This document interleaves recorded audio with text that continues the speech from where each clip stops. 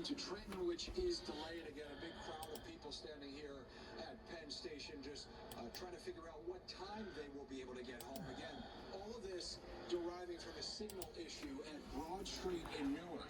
One of the biggest complaints we heard from everybody, from Michelle Charlesworth to the folks here at Penn Station, there was no communication. Folks did not know what was going on, and they were practically begging for some sort of an apology from NJ Transit tonight.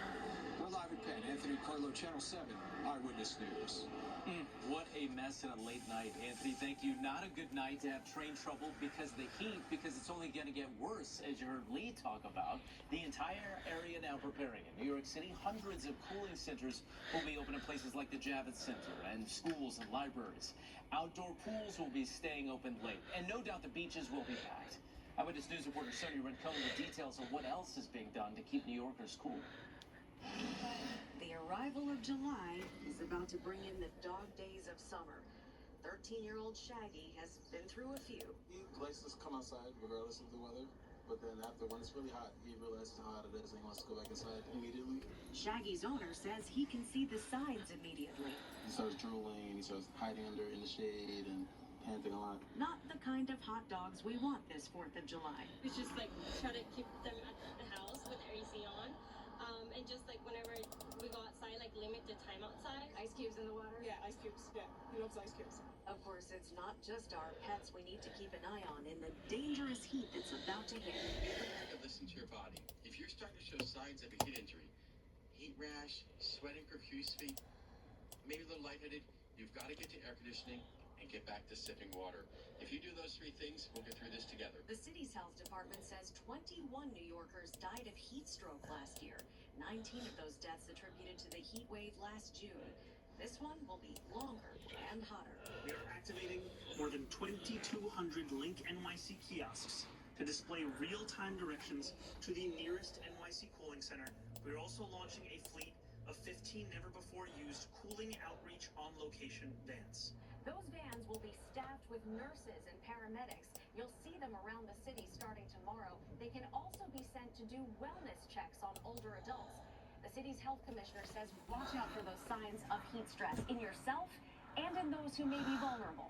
Watch for them in your neighbors, on your parents, your grandparents, the elderly person that lives alone down the hallway. Because people who are most at risk from heat are often the people who are least likely to ask for help. In Woodlawn, the Bronx, Sonia Rincon, Channel 7, Eyewitness News.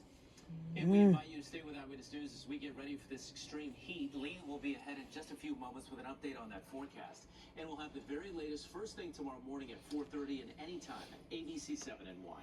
A big backup on the BQE tonight because of an accident involving a truck. Newscopter 7 was over the scene. It happened just after 8 o'clock tonight in downtown Brooklyn. Crews could be seen wearing what looks like hazmat suits.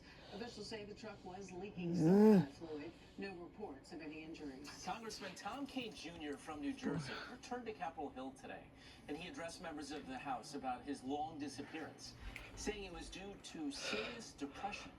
When people hear the word depression, many people think simply it means feeling sad. But depression is so much more than that. It is physical. It is emotional. And until you experience it yourself, it is difficult to fully understand how powerful this illness can be. The GOP lawmaker from Westfield was away for nearly 4 months, but during his time away, he was able to secure a spot for re-election. Tomorrow, Columbia University gets a new president. Jennifer Mnuchin takes over as the 21st president of the university. She comes from the University of Wisconsin-Madison, where she served as chancellor for nearly 4 years. She was picked after a nationwide search and takes over from Claire Shipman, who was acting president. There was another big day at the Supreme Court. The High Court announcing its opinion on 3 landmark cases, including birthright citizenship, transgender athletes, and political campaign finances. ABC's Mary Bruce with the fallout from today's decisions. Tonight, the Supreme Court rejecting President Trump's effort to end birthright citizenship, upholding the 14th Amendment's long-standing decree that babies born in this country are born American. Chief Justice John Roberts declaring citizenship then and now was the right to have rights. to freely participate in our political community. The framers of the 14th Amendment extended that. You like to make disappear. Dissenting. Alito calling the decision a serious mistake that will seriously affect the future. Trump signed the executive order ending birthright citizenship on the very first day he returned to office. It's a good one. Birthright. That's a big one. Today, he called the court's ruling too bad for our country, adding we can easily make it up in Congress through legislation. But Congress does not have the power to overturn the 14th Amendment. Today, the justices handing Trump a victory on another issue he put front and center when he returned to the White House last year. The war on women's sports is over. The justices allowing states to ban transgender girls and women from playing on women's teams. Citing both fairness and safety, Justice Brett Kavanaugh writes, states may maintain women's and girls' sports for biological females. In her partial dissent, Justice Sonia Sotomayor insisting it's not been proven that transgender student athletes categorically posed dangers to competitive fairness and safety. And the Supreme Court did not outright ban transgender girls from competing in women's sports. That is up to the individual states. And right now, 29 states have restrictions on transgender athletes. The other 21 allow trans girls to play on girls' teams. Mary Bruce, ABC News, the White House. Now to the latest in Venezuela, where the death toll continues to rise after those devastating earthquakes.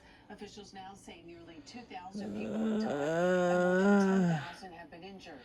Rescue crews still racing to find survivors in the rubble, and there are glimmers of hope. The youngest survivor, an 18-day-old baby boy, found alive along with his mother after being trapped for 30 hours under their collapsed apartment building. Tonight we learned President Trump has earned more than $1 billion from his cryptocurrency ventures. This is according to his personal financial disclosure that was released today. It revealed that he earned more than $500 million from the sale of cryptocurrency tokens and more than $600 million from the sale of souvenir-type meme coins with his face on them. The White House has repeatedly said that there is no conflict of interest because the president put his businesses in a trust managed by his sons. New and next at 11, if you ignore alternate side street cleaning rules, beware.